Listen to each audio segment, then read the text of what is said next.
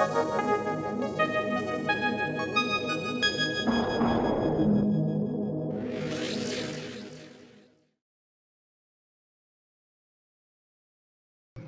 علیکم، آپ دیکھ رہے ہیں یوٹیوب چینل بے سے باتیں اور میں ہوں بلال احمد خاکی۔ ہماری آج کی بات جو ہے وہ اس حوالے سے ہے کہ انگلش میں ایک کوٹیشن ہوتی ہے، power corrupts and absolute power corrupts absolutely.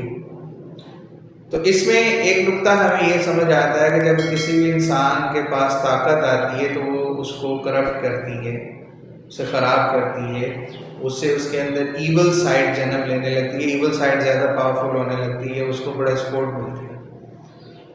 اور اگر اس کے پاس طاقت ایبسولوٹ ہو، یعنی کہ اس میں کوئی پوچھنے والا نہ ہو، کوئی اس میں دخل دینے والا نہ ہو، تو پھر وہ پاور جو ہے وہ تو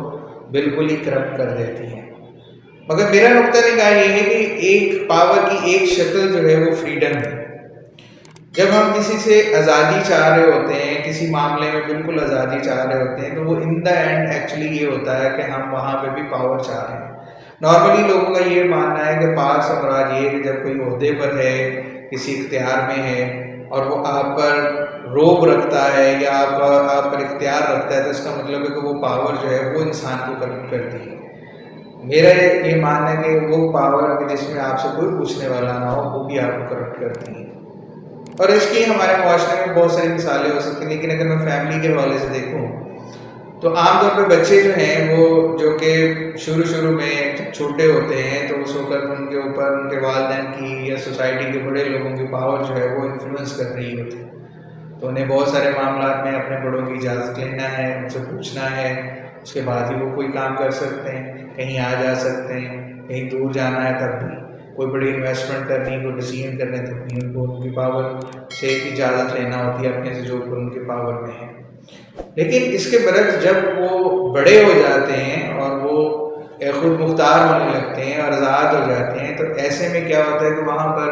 ان کو ایک اور طرح کی پاور جو ہے وہ مل جاتی ہے، اور پھر جسے وہ فریڈم کا نام دیتے ہیں،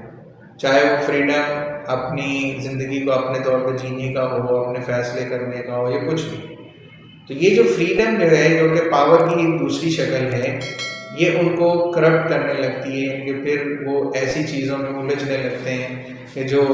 ان سے غلط فیصلے کرواتی ہیں۔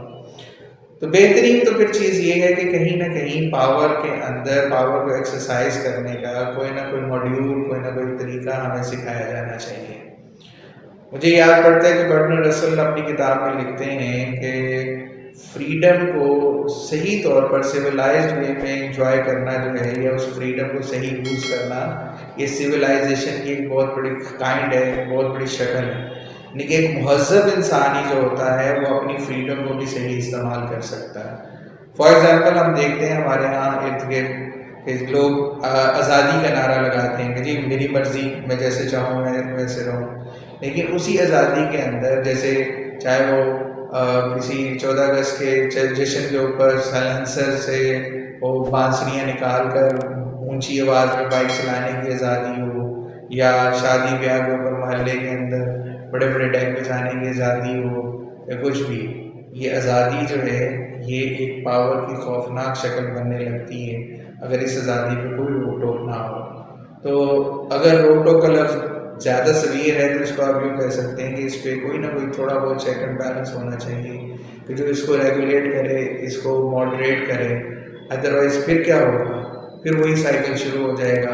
اور یہ جو فریڈم کے نام پر ملنے والی آزادی ہے یہ ہمیں کرپٹ کرنا شروع کر دے گی۔ ہمیں کسی بھی صورت میں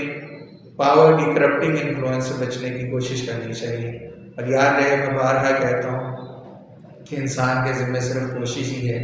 پرفیکشن شاید یہ اچیو نہیں کر سکتا۔